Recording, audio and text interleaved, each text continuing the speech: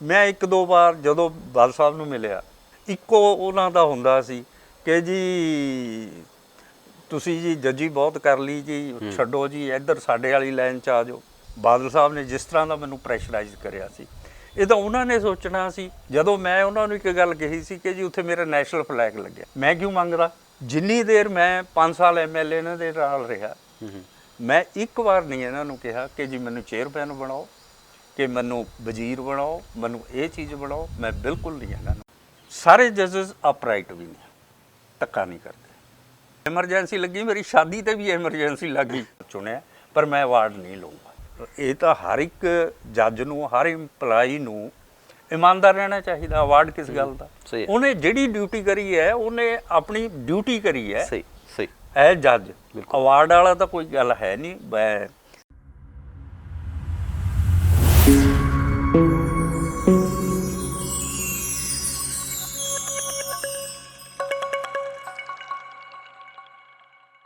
Punjabi news online ਦੇਖਦੇ ਸਾਰੇ ਦਰਸ਼ਕਾਂ ਦਾ ਸਵਾਗਤ। ਅਨਟੋਲਡ ਸਟੋਰੀ ਦੇ ਨਾਲ ਮੈਂ ਸੁਖਨੈਪ ਸਿੰਘ ਸਿੱਧੂ ਇੱਕ ਵਾਰ ਫੇਰ ਹਾਜ਼ਰ ਹਾਂ। ਜਦੋਂ ਵੀ ਅਸੀਂ ਗੱਲ ਕਰਦੇ ਹਾਂ ਕਿਸੇ ਨਾ ਕਿਸੇ ਐਸੀ ਸ਼ਖਸੀਅਤ ਦੀ ਕਰਦੇ ਹਾਂ ਜਿਨ੍ਹਾਂ ਨੇ ਜ਼ਿੰਦਗੀ ਦੇ ਵਿੱਚ ਇਹੋ ਜਿਹੇ ਮਕਾਮ ਹਾਸਲ ਕੀਤੇ ਹੁੰਦੇ ਨੇ, ਜਾਂ ਫਿਰ ਕੁਦਰਤ ਮਿਹਰਬਾਨ ਹੋਈ ਹੁੰਦੀ ਹੈ, ਜਾਂ ਫਿਰ ਮਿਹਨਤ ਹੀ ਇੰਨੀ ਕੀਤੀ ਹੁੰਦੀ ਹੈ ਕਿ ਕੁਦਰਤ ਨੂੰ ਮਿਹਰਬਾਨ ਹੋਣਾ ਪੈ ਜਾਂਦਾ ਹੈ। ਇਹੋ ਜਿਹੇ ਲੋਕ, ਇਹੋ ਜਿਹੀਆਂ ਸ਼ਖਸੀਅਤ ਸਾਡੇ ਲੋਕਾਂ ਦੇ ਵਾਸਤੇ ਮਾਰਗਦਰਸ਼ਕ ਨੇ। ਅੱਜ ਗੱਲਬਾਤ ਕਰ ਰਹੇ ਹਾਂ ਇੱਕ ਐਸੀ ਸ਼ਖਸੀਅਤ ਦੇ ਨਾਲ ਜਿਹੜੇ ਇੱਕ ਆਮ ਪਰਿਵਾਰ 'ਚੋਂ ਪੈਦਾ ਹੋਏ ਔਰ ਹਾਈ ਕੋਰਟ ਦੇ ਵਿੱਚ ਜਸਟਿਸ ਤੱਕ ਦਾ ਅਹੁਦਾ ਲਿਆ, ਫਿਰ ਸਿਆਸਤ ਵਿੱਚ ਆਏ ਤਾਂ ਵਿਧਾਇਕ ਬਣੇ। ਅੱਜ ਕੱਲ੍ਹ ਸਾਡੇ ਨਾਲ ਨੇ ਔਰ ਗੱਲਬਾਤ ਕਰਦੇ ਹਾਂ ਜਸਟਿਸ ਨਿਰਮਲ ਸਿੰਘ ਹੋਰਾਂ ਦੇ ਨਾਲ। ਸਤਿ ਸ਼੍ਰੀ ਅਕਾਲ ਸਰ। ਸਤਿ ਸ਼੍ਰੀ ਅਕਾਲ ਜੀ। ਸਾਰੇ ਸਰੋਤਿਆਂ ਨੂੰ ਸਭ ਤੋਂ ਪਹਿਲਾਂ ਮੈਂ ਫਤਿਹ ਬੁਲਾਉਣਾ। ਵਾਹਿਗੁਰੂ ਜੀ ਕਾ ਖਾਲਸਾ, ਵਾਹਿਗੁਰੂ ਜੀ ਕੀ ਫਤਿਹ। ਬਹੁਤ ਮਿਹਰਬਾਨੀ ਸਰ, ਤੁਸੀਂ ਜੁੜੇ ਹੋ, ਟਾਈਮ ਦਿੱਤਾ। ਹੁਣ ਮੈਨੂੰ ਇਹ ਦੱਸੋ, ਮੈਂ ਤੁਹਾਨੂੰ ਜਸਟਿਸ ਸਾਹਿਬ ਕਹਾਂ ਜਾਂ ਸਾਬਕਾ MLA ਕਹਾਂ? ਬਿਹਤਰ ਹੈ ਕਿ ਜਸਟਿਸ ਹੀ ਕਹੋ। ਇੱਥੋਂ ਗੱਲ ਸ਼ੁਰੂ ਹੁੰਦੀ ਹੈ ਕਿ ਜਸਟਿਸ ਖਾ ਕੇ ਤੁਹਾਨੂੰ ਖੁਸ਼ੀ ਵੀ ਮਿਲਦੀ ਹੈ। ਸਿਆਸਤ 'ਚ ਆਉਣ ਦਾ ਕੀ ਸਬਬ? ਸ਼ੁਰੂਆਤ ਤੇ ਮੇਰੀ ਇਹੋ ਜਿਹੇ ਪਿੰਡ 'ਚ ਹੋਈ ਜਿਸ ਦੀ, ਜਦੋਂ ਮੇਰਾ ਜਨਮ ਹੋਇਆ, ਉਸ ਪਿੰਡ ਦੀ ਆਬਾਦੀ ਜਿਹੜੀ ਸੀ ਉਹ ਲਗਭਗ, ਮੇਰਾ ਖਿਆਲ ਹੈ ਕਿ 1200 ਤੇ 1500 ਦੇ ਸਾਰੀ ਆਬਾਦੀ ਦਾ ਛੋਟਾ ਪਿੰਡ ਸੀ। ਜਸਟਿਸ ਸਾਹਿਬ, ਤੁਸੀਂ ਸਿਆਸਤ ਦੇ ਵਿੱਚ ਸਰਗਰਮ ਰਹੇ ਔਰ ਉਦੋਂ ਪਹਿਲਾਂ ਵਕਾਲਤ ਜਾਂ ਕਾਨੂੰਨ, ਇਹ ਬੜੀ ਵੱਡੀ ਗੱਲ ਹੁੰਦੀ ਹੈ। ਇਹ ਕਦੋਂ ਸੋਚਿਆ, ਤੁਸੀਂ ਸੋਚਿਆ ਜਾਂ ਤੁਹਾਡੇ ਮਾਪਿਆਂ ਨੇ ਸੋਚਿਆ ਕਿ ਇਸ ਬੱਚੇ ਨੂੰ ਇਸ ਰਾਹ ਪਾ ਦੇਣਾ ਚਾਹੀਦਾ? ਦੇਖੋ, ਜਿੱਥੇ ਤੱਕ ਮੇਰਾ ਪਰਿਵਾਰਕ ਸੰਬੰਧ ਹੈ ਕਿ ਮੈਂ ਵਕੀਲ ਬਣਾ, ਜੱਜ ਬਣਾ, ਮੇਰੇ ਪਰਿਵਾਰ 'ਚ ਮੈਂ ਸਭ ਤੋਂ ਪਹਿਲਾਂ ਗ੍ਰੈਜੂਏਟ ਸੀ। ਭਾਵੇਂ ਮੇਰੇ ਪਿੰਡ 'ਚ ਇੰਜੀਨੀਅਰਿੰਗ ਲਾਈਨ 'ਚ BSc ਇੰਜੀਨੀਅਰਿੰਗ ਸੀ। ਪਿੰਡ ਮੇਰਾ ਰਾਮਪੁਰ ਹੈ, ਜਿਹੜਾ ਜ਼ਿਲ੍ਹਾ ਪਟਿਆਲੇ ਦਾ ਉਦੋਂ ਪਿੰਡ ਹੁੰਦਾ ਸੀ, ਹੁਣ ਫਤਿਹਗੜ੍ਹ ਸਾਹਿਬ ਦਾ ਹੈ ਜੀ। ਡਿਸਟ੍ਰਿਕਟ ਪਟਿਆਲਾ ਦਾ ਲਾਸਟ ਪਿੰਡ ਸੀ, ਬਾਰਡਰ 'ਤੇ ਅੱਗੇ ਪੰਜਾਬ ਸ਼ੁਰੂ ਹੋ ਜਾਂਦਾ ਸੀ। ਇਹ ਸਟੇਟ ਦਾ ਪਿੰਡ ਸੀ ਜੀ। ਆਬਾਦੀ ਸਾਡੇ ਪਿੰਡ ਦੀ 1200 ਤੋਂ ਲੈ ਕੇ 1500 ਦੀ ਸੀ ਜਦੋਂ ਮੇਰਾ ਬਰਥ ਹੋਇਆ। ਮੇਰੇ ਪਿਤਾ ਮੇਰੇ ਬਰਥ ਤੋਂ ਪਹਿਲਾਂ 1943 'ਚ ਆਰਮੀ 'ਚ ਸੀ ਅਤੇ ਉਹਨਾਂ ਦੇ ਇੰਜਰੀ ਹੋ ਗਈ ਸੀ, ਅਤੇ ਇੰਜਰੀ ਦੇ ਬੇਸ 'ਤੇ ਉਹਨਾਂ ਨੂੰ ਮੈਡੀਕਲੀ ਅਨਫਿਟ ਕਰਿਆ ਗਿਆ ਅਤੇ ਉਹਨਾਂ ਨੂੰ ਪੈਨਸ਼ਨ ਦਿੱਤੀ ਗਈ। ਅਤੇ ਮੇਰਾ ਬਰਥ ਉਹਨਾਂ ਦੇ ਰਿਟਾਇਰਮੈਂਟ ਤੋਂ ਜਾਂ ਪੈਨਸ਼ਨ ਆਉਣ ਤੋਂ ਲਗਭਗ 4 ਸਾਲ ਬਾਅਦ ਹੋਇਆ 1947 'ਚ। ਅਤੇ ਸਕੂਲਿੰਗ ਜਿਹੜੀ ਸੀ, ਪਿੰਡ 'ਚ ਨਾ ਸਕੂਲ ਸੀ ਅਤੇ ਨਾ ਗੁਰਦੁਆਰਾ ਸਾਹਿਬ ਸੀ। ਅੱਗੇ ਗੁਰੂ ਘਰਾਂ 'ਚ ਪੜ੍ਹ ਲੈਂਦੇ ਸੀ ਬੱਚੇ? ਨਹੀਂ, ਸਾਡੇ ਪਿੰਡ ਤਾਂ ਗੁਰੂ ਘਰ ਹੀ ਨਹੀਂ ਸੀ। ਸਹੀ।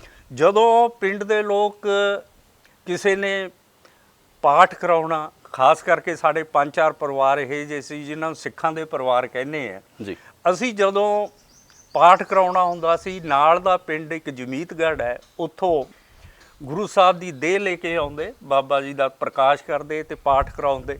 ਛੋਟੇ ਹੁੰਦੇ ਸੀ, ਬੜਾ ਚਾਅ ਹੁੰਦਾ ਸੀ, ਅਤੇ ਸਕੂਲਿੰਗ ਵੀ ਨਾਲ ਦੇ ਪਿੰਡ 'ਚ ਸ਼ੁਰੂ ਕਰੀ ਸੀ। ਪਰੰਤੂ ਬਹੁਤਾ ਟਾਈਮ ਉੱਥੇ ਨਹੀਂ ਗਏ, ਕੋਈ ਸਾਲ ਕੀ ਮੇਰਾ ਖਿਆਲ ਉੱਥੇ ਗਏ ਸੀ। ਮੇਰੇ ਆਪਣੇ ਪਿੰਡ 'ਚ ਪ੍ਰਾਇਮਰੀ ਦਾ ਸਕੂਲ ਖੋਲ੍ਹਿਆ ਗਿਆ ਜੀ, ਅਤੇ ਅਸੀਂ ਉਸ ਪ੍ਰਾਇਮਰੀ ਦੀ ਜਿਹੜੀ ਹੈ ਉਹ ਸਕੂਲ ਦੀ ਨਰਸਰੀ ਹੈ। ਸਕੂਲਾਂ 'ਚ ਸਿਸਟਮ ਐਜੂਕੇਸ਼ਨ ਮੈਂ ਕਹਾਂਗਾ ਬੜਾ ਵਧੀਆ ਸੀ। ਹਫਤੇ 'ਚ ਇੱਕ ਦਿਨ ਜਿਹੜਾ ਹੈ ਇਹ ਐਕਟੀਵਿਟੀਜ਼ ਤੇ ਹੁੰਦਾ ਸੀ, ਪੜ੍ਹਾਈ ਨਹੀਂ ਸੀ ਹੁੰਦੀ ਉਸ ਸ਼ਨੀਵਾਰ ਵਾਲਾ ਦਿਨ। ਸ਼ਨੀਵਾਰ ਵਾਲੇ ਦਿਨ ਜੀ। ਮੈਂ ਚੌਥੀ ਜਮਾਤ 'ਚ ਸੀ ਜਾਂ ਪੰਜਵੀਂ ਸੀ, ਮੈਨੂੰ ਹੁਣ ਐਗਜ਼ੈਕਟ ਤੇ ਖਿਆਲ ਨਹੀਂ। ਉਹ ਸਨੀਚਰ ਵਾਲੇ ਦਿਨ ਇੱਕ ਸਾਡੇ ਸਕੂਲ 'ਚ ਸਰਦਾਰ ਮਹਿੰਦਰ ਸਿੰਘ ਸਾਡੇ ਟੀਚਰ ਹੁੰਦੇ ਸੀ ਜੀ। ਉਹਨਾਂ ਨੇ ਇੱਕ ਡਰਾਮਾ ਕਰਾਇਆ ਤੇ ਡਰਾਮੇ 'ਚ ਉਹ ਡਰਾਮੇ ਦਾ ਮੈਨੂੰ ਅੱਜ ਤੱਕ ਨਾਂ ਯਾਦ ਹੈ, ਚੋਰ ਸਿਪਾਹੀ ਸੀ। ਉਹਦੇ 'ਚ ਜਿਹੜਾ ਮੈਨੂੰ ਰੋਲ ਦਿੱਤਾ ਗਿਆ, ਉਹਨਾਂ ਨੇ ਮੈਨੂੰ ਜੱਜ ਦਾ ਰੋਲ ਦਿੱਤਾ। ਕੀ ਬਾਤ ਹੈ। ਚੌਥੀ ਜਮਾਤ 'ਚ। ਤੇ ਉਹ ਇੱਕ ਮਨ 'ਚ ਇੱਛਾ ਬਣ ਗਈ ਉਦੋਂ ਤੋਂ ਹੀ, ਜਿਉਂ-ਜਿਉਂ ਵੱਡਾ ਹੋਇਆ, ਕਿ ਜੇ ਬਣਨਾ ਹੈ ਤੇ ਜ਼ਿੰਦਗੀ 'ਚ ਜੱਜ ਬਣਨਾ। ਮੇਰੀ ਐਜੂਕੇਸ਼ਨ 'ਚ ਮੇਰੀ ਮਦਰ ਦਾ ਬਹੁਤ ਵੱਡਾ ਰੋਲ ਹੈ। ਮਾਤਾ ਜੀ ਪੜ੍ਹੇ ਹੋਏ ਸੀਗੇ ਜੀ? ਮੇਰੇ ਮਾਤਾ ਜੀ ਟੋਟਲੀ ਅਨਪੜ੍ਹ ਸੀ, ਪਰੰਤੂ ਜਦੋਂ ਸਕੂਲ ਤੇ ਆਉਂਦੇ ਛੋਟੇ ਪੰਜਵੀਂ ਤੱਕ ਜਾਂ ਚੌਥੀ ਤੱਕ, ਉਹ ਸਕੂਲ ਤੋਂ ਆਉਣ ਤੋਂ ਬਾਅਦ ਇੱਕ ਗੱਲ ਉਹ ਜ਼ਰੂਰ ਪੁੱਛਦੇ, ਮਾਸੀ ਜੀ ਆਏ ਸੀ? ਆਏ ਸੀ ਜੀ। ਕੀ ਪੜ੍ਹਾਇਆ? ਆ ਪੜ੍ਹਾਇਆ। ਕੋਈ ਲਿਖਾਇਆ ਵੀ? ਤੇ ਕਾਪੀ ਦਿਖਾ। ਉਹ ਸਾਨੂੰ ਐਂ ਲੱਗਦਾ ਸੀ ਵੀ ਬੇਬੇ ਪੜ੍ਹੀ ਹੋਈ ਹੈ। ਨਾਮ ਕੀ ਲੈਂਦੇ ਸੀ ਤੁਹਾਡਾ ਬੇਬੇ? ਹੈ ਨਾਮ ਕੀ? ਪੂਰਾ ਨਾਂ ਲੈਂਦੇ ਨਿਰਮਲ ਸੀ, ਸਿੰਘ। ਨਿਰਮਲ। ਬਸ ਨਿਰਮਲ ਹੀ ਕਹਿੰਦੇ ਸੀ। ਤੇ ਉਹ ਕਰਦੇ ਤਾਂ ਸਾਨੂੰ ਇਹ ਡਰ ਲੱਗਿਆ ਰਹਿੰਦਾ ਕਿ ਬੇਬੇ ਪੜ੍ਹੀ ਹੈ, ਇਹਨੂੰ ਇਹ ਸਭ ਕਾਪੀਆਂ ਕੂਪੀਆਂ ਦੇਖਦੀ ਹੈ। ਪਰ ਅਸਲੀਤ ਸਾਨੂੰ ਕਿਉਂ ਸੀ?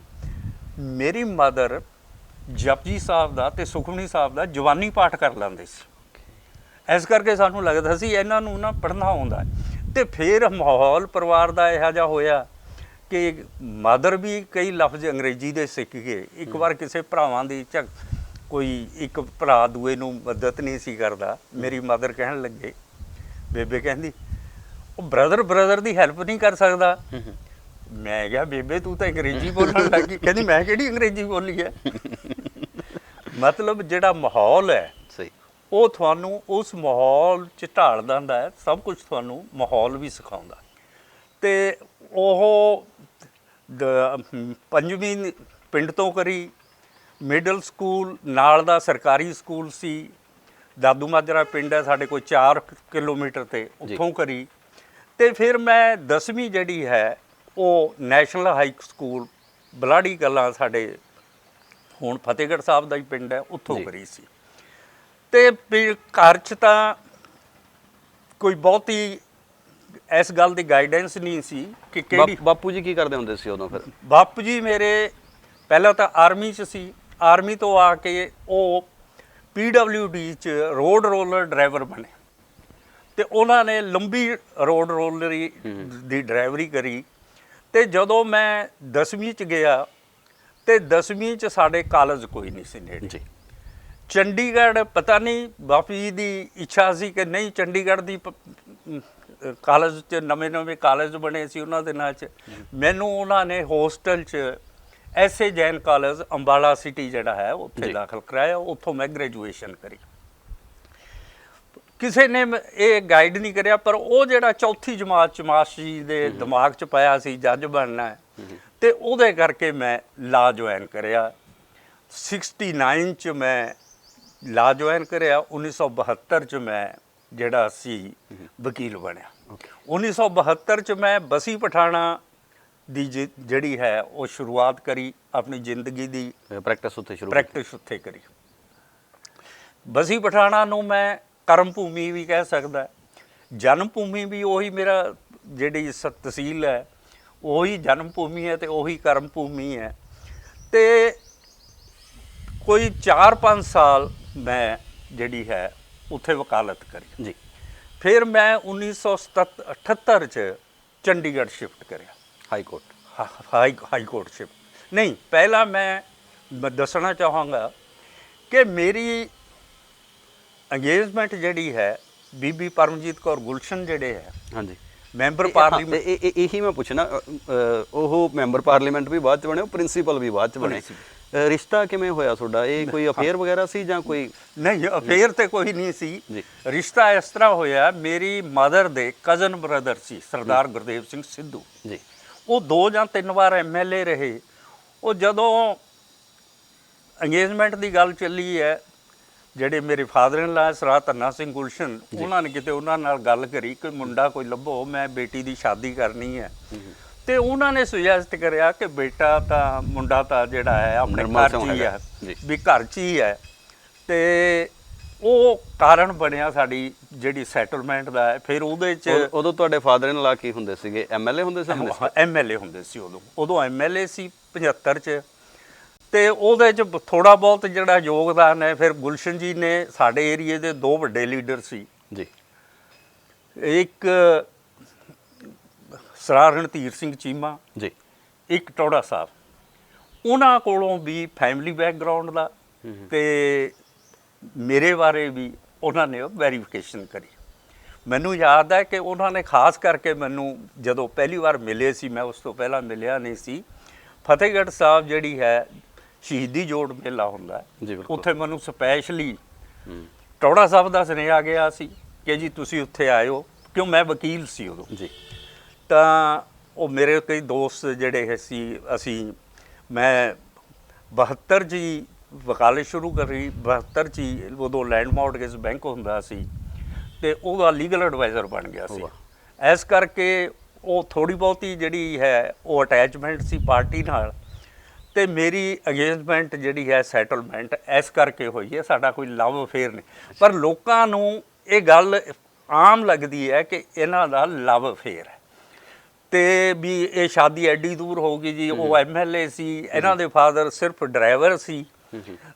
ਉਦੋਂ ਭਾਵੇਂ ਮੇਰੇ ਫਾਦਰ ਡਰਾਈਵਰ ਨਹੀਂ ਸੀ ਰਹੇ, ਮੇਰੇ ਫਾਦਰ ਅਸੀਂ ਉਦੋਂ ਟਰਾਂਸਪੋਰਟਰ ਬਣ ਗਏ ਸੀ, 2-3 ਟਰੱਕ ਪਾ ਲਏ ਸੀ ਤੇ ਐਸ ਮਤਲਬ ਚੰਗਾ ਮਤਲਬ ਕੰਮ ਜਿਹੜਾ ਸੀ ਮੇਰੇ ਬ੍ਰਦਰ ਨੇ ਸੀ, ਸਾਰਿਆਂ ਨੇ ਰਲ ਕੇ ਇਹ ਕੰਮ ਚਲਾਏ ਹੋਏ ਸੀ ਜੀ। ਤਾਂ ਮੈਂ ਇੱਕ ਹੋਰ ਗੱਲ ਦੱਸਣੀ ਚਾਹਾਂਗਾ ਜਿਹੜੀ ਅਨਟੋਲਡ ਹੈ। ਬਿਲਕੁਲ।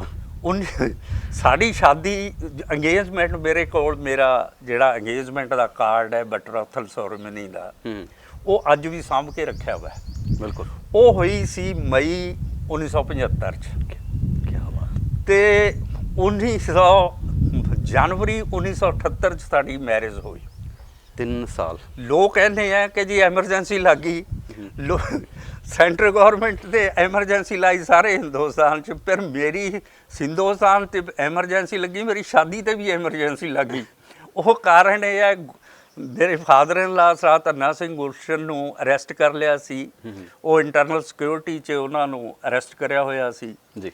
ਤੇ ਜਦੋਂ ਸੈਟਲਮੈਂਟ ਹੋਈ ਸੀ ਉਦੋਂ ਹੀ ਡੇਟ ਫਿਕਸ ਹੋ ਗਈ ਸੀ ਕਿ ਜੀ ਸ਼ਾਦੀ ਜਿਹੜੀ ਹੈ ਨਵੰਬਰ 'ਚ ਹੋਣੀ, ਕਿ ਉਹ ਕਹਿੰਦੇ ਜੀ ਮੌਸਮ ਉਦੋਂ ਠੀਕ ਹੋ ਜਾਂਦਾ ਹੈ, ਨਵੰਬਰ 'ਚ ਸ਼ਾਦੀ ਹੋਊਗੀ। ਉਹ ਜੇਲ੍ਹ 'ਚ ਚਲੇ ਗਏ ਤੇ ਜੇਲ੍ਹ 'ਚੋਂ ਫਿਰ 6 ਮਹੀਨੇ ਨਿਕਲ ਗਏ। ਸਾਡੇ ਪਰਿਵਾਰ ਵੱਲੋਂ ਇਹ ਮੈਸੇਜ ਗਿਆ ਕਿ ਜੀ ਜਲਦੀ ਕਰੋ, ਅਸੀਂ ਤਾਂ ਮੈਰਿਜ ਕਰ। ਗੁਲਸ਼ਨ ਜੀ ਨੂੰ ਕਿਹਾ ਗਿਆ ਕਿ ਜੀ ਤੁਸੀਂ ਬੇਲ ਕਰਾ ਕੇ ਆ ਜਾਓ। ਉਹ ਕਹਿੰਦੇ ਮੈਂ ਬੇਲ ਨਹੀਂ ਕਰਾਉਣੀ। ਉਹਨਾਂ ਨੂੰ ਕਿਹਾ ਤੁਹਾਡੀ ਗੈਰ ਹਾਜ਼ਰੀ 'ਚ ਸ਼ਾਦੀ ਕਰ ਦਿੰਦੇ। ਉਹ ਕਹਿੰਦੇ ਮੇਰੀ ਫੈਮਿਲੀ 'ਚ ਮੇਰਾ ਜਿਹੜਾ ਪਰਿਵਾਰ ਦਾ ਹੈ, ਇਹ ਮੇਰੀ ਮਿਸਿਸ ਜਿਹੜੇ ਹੈ ਇਹ ਸਾਰੀਆਂ ਭੈਣਾਂ ਤੋਂ ਛੋਟੇ ਸੀ। ਤਾਂ ਉਹਨਾਂ ਨੇ ਕਿਹਾ ਕਿ ਵੀ ਮੈਂ ਜਿਹੜੀ ਇਹ ਸ਼ਾਦੀ ਹੈ ਆਪਣੀ ਹਾਜ਼ਰੀ 'ਚ ਹੀ ਕਰਾਉਣੀ ਹੈ, ਇਸ ਕਰਕੇ ਇਹ 3 ਸਾਲ ਦਾ ਡਿਲੇ ਹੋਇਆ ਸੀ। ਸਰ ਥੋੜ੍ਹਾ ਜਿਹਾ ਇਮਾਨਦਾਰੀ ਨਾਲ ਦੱਸਿਓ ਕਿ 3 ਸਾਲਾਂ 'ਚ ਕਦੇ ਤੁਸੀਂ ਮਿਲਣ ਦਾ ਕੋਸ਼ਿਸ਼ ਕੀਤੀ ਮੈਡਮ ਨੂੰ, ਜਾਂ ਕੋਈ ਹੋਰ ਬੰਦਾ ਚਿੱਠੀ ਵਗੈਰਾ ਕੋਈ? ਨਹੀਂ, ਬਸ ਮੈਂ ਜਿਸ ਤਰ੍ਹਾਂ ਨਿਊ ਈਅਰ ਗ੍ਰੀਟਿੰਗ ਹੈ ਉਹ ਤਾਂ ਪਾ ਦਿੰਦੇ ਸੀ, ਜਾਂ ਕਿਸੇ ਦਾ ਵੀ ਛਾਪਦੇ ਹੁੰਦੇ ਸੀ ਉਦੋਂ, ਇੱਕ ਹਾਰਟ ਦਾ ਸਾਈਨ ਦਾ ਛਾਪਦੇ ਹੁੰਦੇ ਸੀ? ਨਹੀਂ, ਇਹ ਵੀ ਨਹੀਂ ਸੀ ਉਦੋਂ ਸ਼ੌਕ। ਉਹ ਕਾਰਡ ਲੈਂਦੇ ਸੀ ਜਿਹੜਾ ਵਧੀਆ ਲੱਗਿਆ, 1-2 ਮਤਲਬ 2 ਸਾਲ ਦੇ ਕਾਰਡ ਦਾ ਮੇਰੇ ਕੋਲ ਹਲੇ ਵੀ ਸਾਂਭੇ ਪਏ ਹੈ, ਮਿਸਿਸ ਨੇ ਸਾਂਭੇ ਸੀ, ਅਸੀਂ ਉਹ ਐਲਬਮ 'ਚ ਆਪਣੀ 'ਚ ਲਾਏ ਹੋਏ ਹੈ, ਪਰ ਅਸੀਂ ਕਦੇ ਮਿਲੇ ਨਹੀਂ ਉਹ 3 ਸਾਲ 'ਚ। ਜਦੋਂ ਕੋਈ ਖਤੋ ਕਿਤਾਬਤ ਬਿਲਕੁਲ ਨਹੀਂ ਹੋਇਆ। ਅਸੀਂ ਜਦੋਂ ਸੈਟਲਮੈਂਟ ਹੋਈ ਸੀ ਉਦੋਂ ਜ਼ਰੂਰ ਇਹਨਾਂ ਦੇ ਆਏ ਸੀ ਅਸੀਂ, ਤਾਂ ਜਦੋਂ ਹਾਂ ਕਰਕੇ ਗਏ ਕਿ ਠੀਕ ਹੈ ਜੀ ਸਾਨੂੰ ਮਨਜ਼ੂਰ ਹੈ, ਉਦੋਂ 75 'ਚ ਅਸੀਂ ਜ਼ਰੂਰ ਆਏ ਸੀ। ਉਹ ਵੀ ਮਈ, ਮੋਸਟ ਮਈ ਸੀ, ਮਈ ਮੈਨੂੰ ਯਾਦ ਹੈ ਕਿ ਮਈ 75 ਦੀ ਇਹ ਗੱਲ ਸੀ। ਫਿਰ ਫਤਿਹਗੜ੍ਹ ਤੋਂ ਅੰਬੈਸਡਰ ਇਧਰ ਨੂੰ ਸ਼ੂਕ ਦੀ ਆਈ ਹੋਊ, ਉਹ ਕਿਉਂਕਿ ਅੰਬੈਸਡਰ ਗੱਡੀਆਂ ਹੀ ਹੁੰਦੀਆਂ ਸੀ ਅੰਬੈਸਡਰ ਸੀ, ਨਹੀਂ ਫੀਐਟ ਵੀ ਸੀ। Okay. ਫੀਐਟ ਵੀ ਸੀ। ਮੈਨੂੰ ਜਿਸ ਗੱਡੀ 'ਚ ਮੈਂ ਆਪਣੇ ਜਿਹੜੇ ਹੈ ਸਾਥੀ ਨੂੰ ਤਾਂ ਇੱਥੋਂ ਲੈ ਕੇ ਗਏ ਸੀ, ਉਹ ਫੀਐਟ ਸੀ। ਉਹ ਗੱਡੀ ਦਾ ਨੰਬਰ ਸੀ 157, 157 ਨੰਬਰ ਗੱਡੀ ਸੀ, ਉਹ ਫੀਐਟ ਸੀ। ਫੀਐਟ 'ਚ ਗਏ ਸੀ ਅਸੀਂ ਜੀ।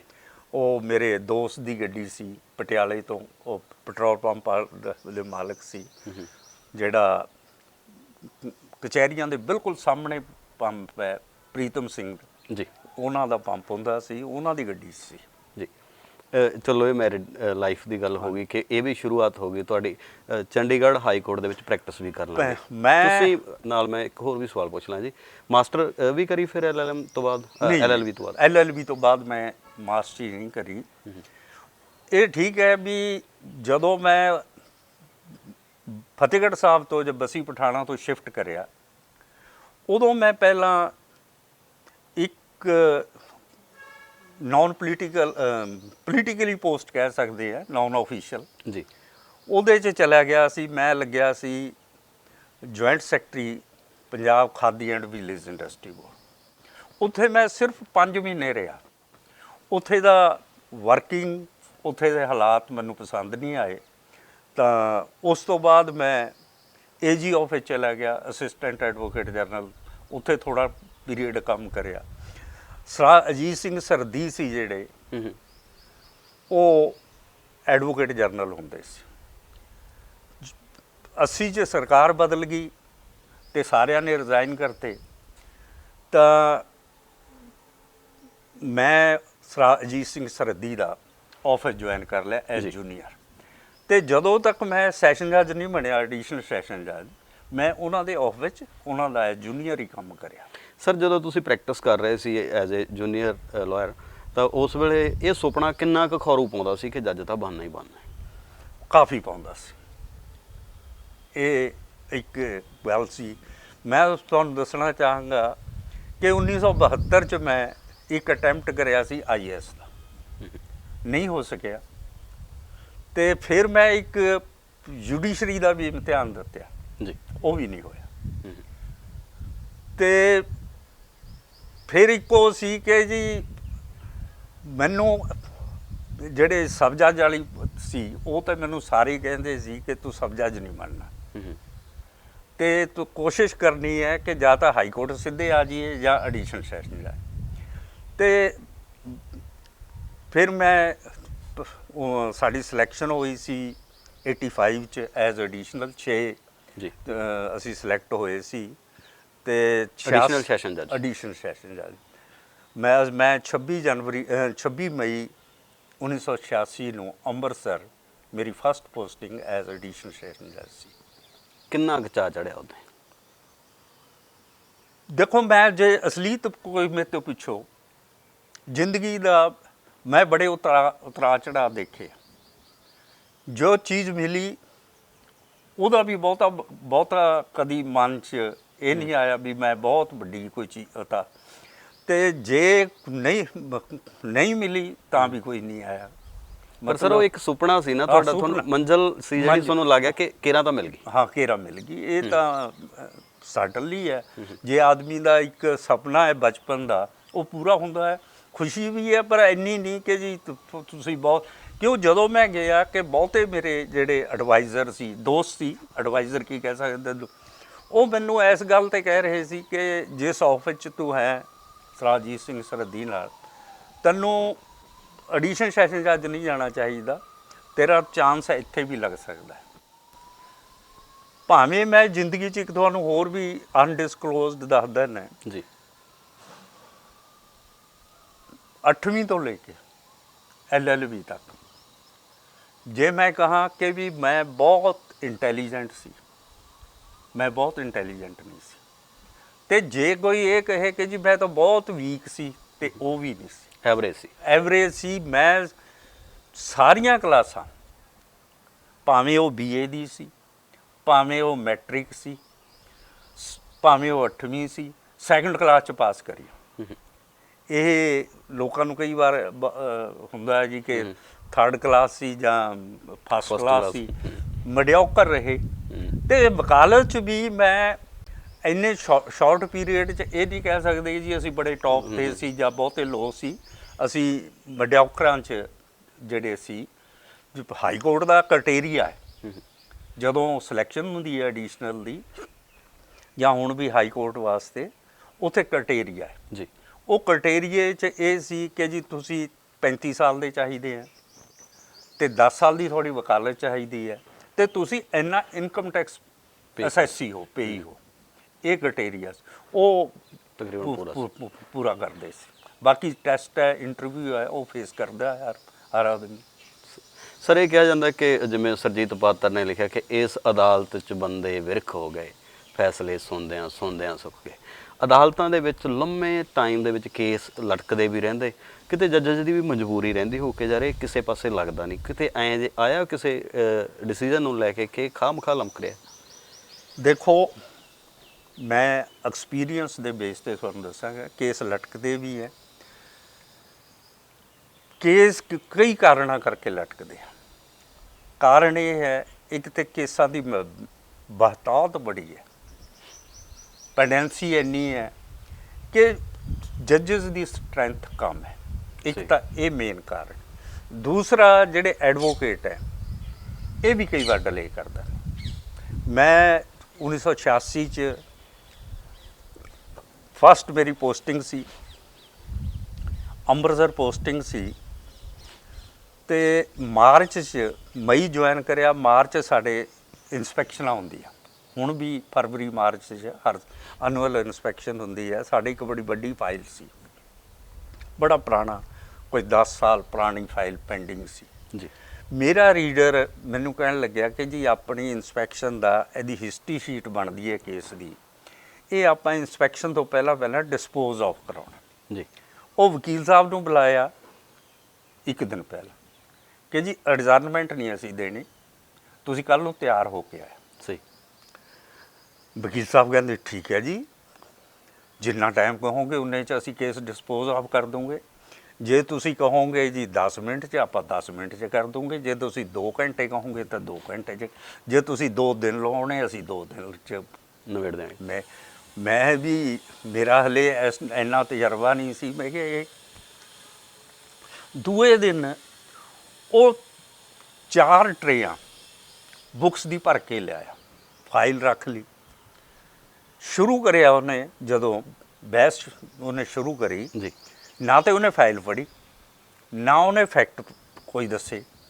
ਉਹਨੇ ਇੱਕ ਟਪਲਾ ਮਾਰਿਆ ਕਿ ਜੀ ਇਹ ਜੀ ਪਤਾ ਨਹੀਂ 1926 ਕਿਹਾ ਸੀ ਕਿ 1916 ਲਾਹੌਰ ਦਾ ਕੇਸ ਸੀ, ਅਤੇ ਉਹਦੇ 'ਚ ਡਿਸਾਈਡ ਇਹ ਹੋਇਆ ਵਾ ਜੀ, ਰੈਫਰੈਂਸ ਉਹਨੇ ਦਿਆ ਉਸ ਸਾਈਟੇਸ਼ਨ ਦਾ, ਵਿਦਆਊਟ ਓਪਨਿੰਗ ਏ ਬੁੱਕ।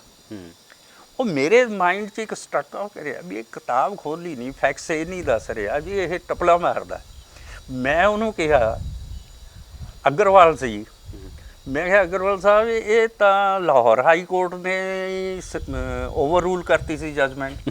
ਕਹਿੰਦਾ ਅੱਛਾ ਜੀ, ਓਵਰ ਰੂਲ ਹੋ ਗਈ ਸੀ? ਕਹਿੰਦਾ ਜੀ ਜੇ ਓਵਰ ਰੂਲ ਹੋ ਗਈ ਤਾਂ ਮੇਰੇ ਕੋਲ ਕਹਿਣ ਨੂੰ ਕੁਛ ਨਹੀਂ। ਓਕੇ। ਕਿ ਜੀ ਸਾਡਾ ਪਰਪਸ ਤੇ ਅੱਜ ਤੋਂ 7-8 ਸਾਲ ਪਹਿਲਾਂ ਸੋਲਵ ਹੋ ਗਿਆ ਸੀ, ਉਈਓ ਪੈਂਡਿੰਗ ਹੈ ਫਾਈਲ। ਤੁਸੀਂ ਵੈਮੈਂਟਲੀ ਲਿਖ ਦਿਓ ਆਰਗੂਮੈਂਟ ਮੇਰੀਆਂ, ਬਾਕੀ ਫੈਸਲਾ ਤਾਂ ਤੁਸੀਂ ਕਰਤੇ ਜੀ। ਇਹ ਵੀ ਕੋਰਟਾਂ 'ਚ ਜਿਹੜੀਆਂ ਹੈ। ਸਰ ਤੁਸੀਂ ਸੈਸ਼ਨ ਜੱਜ ਬਣੇ, ਉਦੋਂ ਬਾਅਦ ਜਸਟਿਸ ਬਣੇ। ਜਿਹੜਾ ਇੱਕ ਹੋਰ ਗੱਲ ਅਕਸਰ ਕਹੀ ਜਾਂਦੀ ਹੈ ਭਾਰਤੀ ਜੁਡੀਸ਼ਰੀ ਦੇ ਬਾਰੇ ਕਿ ਜੀ ਇਹ ਮਿਨੋਰਟੀ ਕਮਿਊਨਿਟੀ ਦੇ ਨਾਲ ਧੱਕਾ ਹੁੰਦਾ, ਇਹ ਸੱਚੀ ਹੁੰਦਾ ਜਾਂ ਫਿਰ ਕਿਤੇ ਨਾ ਕਿਤੇ ਸਾਡੇ ਜਿਹੜੇ ਖਾਸ ਕਰਕੇ ਜੇ ਅਸੀਂ ਸਿੱਖਾਂ ਦੀ ਗੱਲ ਕਰ ਲਈਏ, ਕੁਝ ਕੇਸਿਸ ਆ ਜਿਹੜੇ ਕਿ ਅਸੀਂ ਉਹੋ ਜਿਹੇ ਐਵੀਡੈਂਸ ਹੀ ਖੜੇ ਕਰਨ 'ਚ ਅਸਮਰੱਥ ਰਹਿ ਜਾਂਦੇ ਹਾਂ? ਦੇਖੋ, ਮੇਰਾ ਆਪਣਾ ਇੰਪ੍ਰੈਸ਼ਨ ਤਾਂ ਇਹ ਹੈ ਕਿ ਸਾਰੇ ਜੱਜਸ ਧੱਕਾ ਨਹੀਂ ਕਰਦੇ, ਸਾਰੇ ਜੱਜਸ ਅਪਰਾਈਟ ਵੀ ਨੇ। ਕਈ ਬੇਸਿਕਲੀ ਜਿਹੜੇ ਮਾਈਂਡ ਸੈਟ ਹੈ ਉਹਦੇ ਮੁਤਾਬਕ ਉਹ ਫੈਸਲੇ ਕਰਦੇ ਆ। ਜੇ ਤੁਸੀਂ ਲਾਓ ਰੂਰਲ ਬੈਕਗਰਾਉਂਡ ਦਾ ਹੈ, ਜੀ ਕੋਈ ਵੀ ਜੱਜ ਬਣ ਜਾਏ ਰੂਰਲ ਬੈਕਗਰਾਉਂਡ ਦਾ, ਉਹਦੇ ਕੋਲ ਕੇਸ ਆ ਜਾਂਦਾ ਲੈਂਡ ਐਕੁਜੀਸ਼ਨ ਦਾ, ਤੇ ਉਹਨੂੰ ਐਂ ਲੱਗਦਾ ਹੈ ਕਿ ਜੀ ਇਹ ਬੜੀ ਬੇਇਨਸਾਫੀ ਹੋ ਗਈ, ਇਹ ਬਹੁਤ ਵੱਡੀ ਬੇਇਨਸਾਫੀ ਹੈ। ਉਹ ਕਦੀ ਵੀ ਜਿਹੜੀ ਸਰਕਾਰ ਨੇ ਕੰਪਨਸੇਸ਼ਨ ਦਿਆ ਉਹਨੂੰ ਘਟਾਊਗਾ ਨਹੀਂ, ਉਹਦੀ ਜਰਨਲੀ ਉਹਦੀ ਜਿਹੜੀ ਹੈ ਉਹਨੂੰ ਵਧਾਉਂਦਾ ਹੈ। ਜੇ ਕੋਈ ਜਿਹਦੀ ਬੈਕਗਰਾਉਂਡ ਹੀ ਐਸ ਰੂਰਲ ਨਹੀਂ ਹੈ, ਅਰਬਨ ਹੈ, ਉਹਨੂੰ ਇਸ ਗੱਲ ਦਾ ਪਤਾ ਨਹੀਂ ਹੈ। ਇਹ ਜਿਹੜਾ ਮਾਈਂਡ ਸੈਟ ਹੈ ਨਾ, ਇਹ ਇੱਕ ਫੈਕਟਰ ਜਿਹੜਾ ਹੈ ਇਹ ਕਾਊਂਟ ਕਰਦਾ ਹੈ।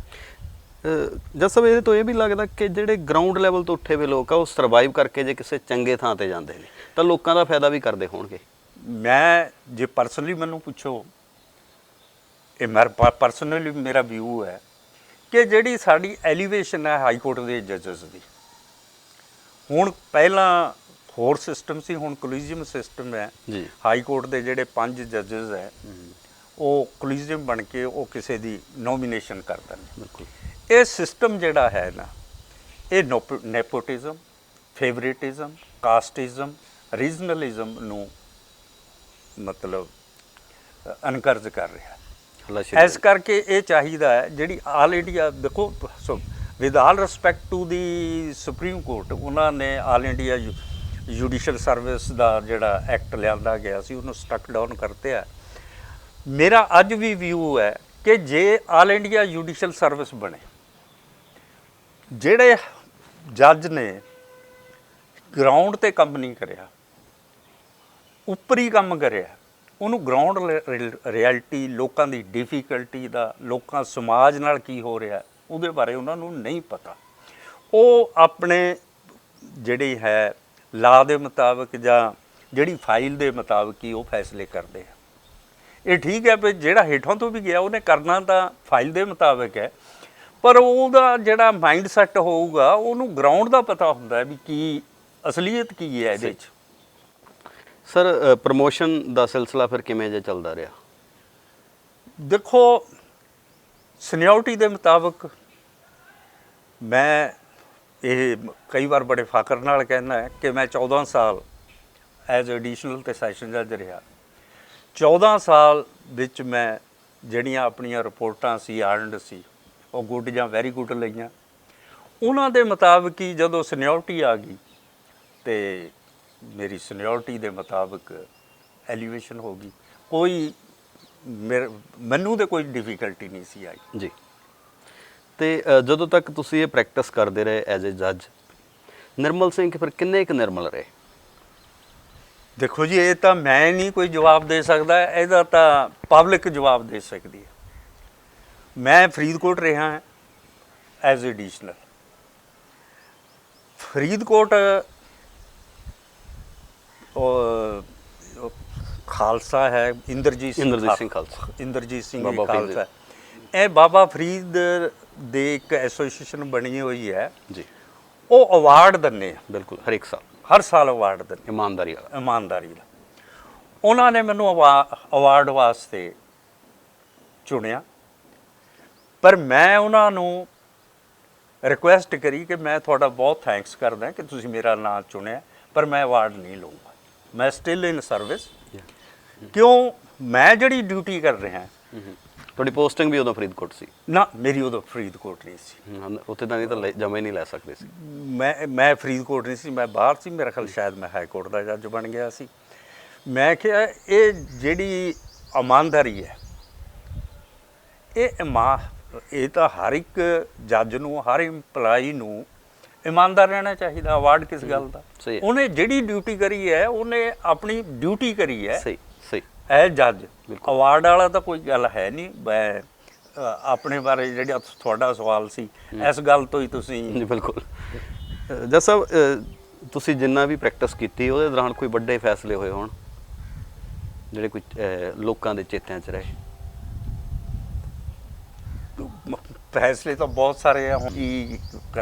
ਵੈਸੇ ਤਾਂ ਮੈਂ ਬਹੁਤਾ ਜਿਹੜਾ ਪੀਰੀਅਡ ਹੈ ਹਾਈ ਕੋਰਟ 'ਚ ਜੀ, ਉਹ ਕ੍ਰਿਮੀਨਲ ਸਾਈਡ ਤੇ ਜ਼ਿਆਦਾ ਕੰਮ ਕਰਿਆ। ਫੌਜਦਾਰੀ ਜੀ, ਮਰਡਰ ਕੇਸ ਡਿਸਾਈਡ ਕਰੇ ਜਾਂ ਹੋਰ ਕਰੇ, ਇਹ ਜਿਹੜੇ ਸੈਸ਼ਨ ਜੱਜਸ ਹੈ, ਹਾਈ ਕੋਰਟ ਦਾ ਜਿਹੜਾ ਚੀਫ ਜਸਟਿਸ ਹੈ, ਇਹ ਜਨਰਲੀ ਉਹਨਾਂ ਨੂੰ ਹੀ ਬਿਠਾਲਦੇ ਆ ਜੀ। ਇਹਦੇ 'ਚ ਕ੍ਰਿਮੀਨਲ ਡੀਬੀ 'ਚ ਜੇ ਸਿੰਗਲ ਵਾਲੇ ਕੇਸਿਸ ਹੈ ਜਿੱਥੇ ਲਾਈਫ ਤੇ ਡੈਥ ਵਾਲੇ ਆ ਉਹ ਤਾਂ ਡੀਬੀ ਨੇ ਹੀ ਸੁਣਨੇ ਆ ਜੀ। ਲਾਈਫ ਵਾਲੇ ਜਿਹੜੇ ਉੱਤੇ ਘੱਟ ਵਾਲੇ ਉਹ ਸਿੰਗਲ ਸੁਣਦਾ। ਬਹੁਤਾ ਪੀਰੀਅਡ ਮੇਰਾ ਸਿੰਗਲ 'ਚ ਨਿਕਲਿਆ। ਮੇਰਾ ਇੰਨਾ ਪੀਰੀਅਡ ਸਿੰਗਲ 'ਚ ਨਿਕਲਿਆ ਕਿ ਮੈਨੂੰ ਚੀਫ ਨੂੰ ਜਾ ਕੇ ਇਹ ਗੱਲ ਕਹਿਣੀ ਪਈ ਕਿ ਜੀ ਮੇਰਾ ਰੋਸਟਰ ਬਦਲ ਦਿਓ ਕਿ ਬਹੁਤ ਪੀਰੀਅਡ ਹੋ ਗਿਆ, ਲੋਕਾਂ ਨੂੰ ਵਿਊ ਦਾ ਪਤਾ ਲੱਗ ਜਾਂਦਾ, ਥੋੜ੍ਹਾ ਬਹੁਤ ਵਿੱਚ ਗੈਪ ਦੇ ਦਿਓ ਮੈਨੂੰ। ਫਿਰ ਮੈਨੂੰ ਸਿਵਲ 'ਤੇ ਬਿਠਾ ਲਿਆ ਗਿਆ, ਪਰੰਤੂ ਥੋੜ੍ਹੀ ਬਹੁਤ ਦੇਰ ਬਾਅਦ ਫਿਰ ਫੌਜਦਾਰੀ ਵਾਲੇ ਪਾਸੇ ਲਿਆਂਦਾ ਗਿਆ ਸੀ। ਚੀਫ ਜਸਟਿਸ ਬਣਨ ਦੀ ਇੱਛਾ ਕਿੰਨੀ ਕੁ ਸੀ? ਚੀਫ ਜਸਟਿਸ ਬਣਨ ਦੀ ਇੱਛਾ ਨਹੀਂ ਆਈ।